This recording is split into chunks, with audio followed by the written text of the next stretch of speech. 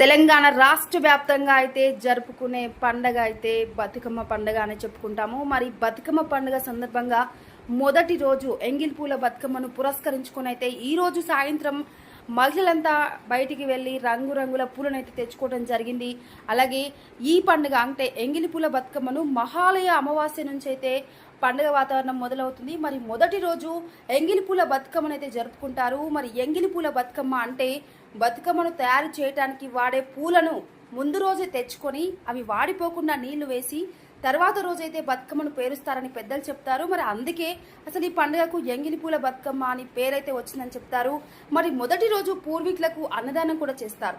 అలాగే ఆ తర్వాత బతుకమ్మను పేర్చి ఎంగిలిపూల బతుకమ్మ రోజు వాయినంగా తమలపాకులు తులసి ఆకులను కూడా ఇస్తారని పెద్దలు చెప్తుంటారు.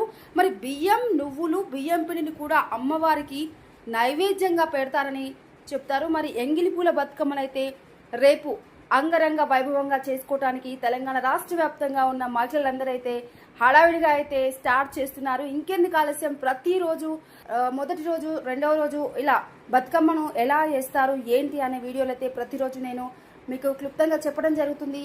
ఇంకెందుకు ఆలస్యం, మీకు వీడియో నచ్చినట్లయితే like and share and comment చేయండి. Thank you.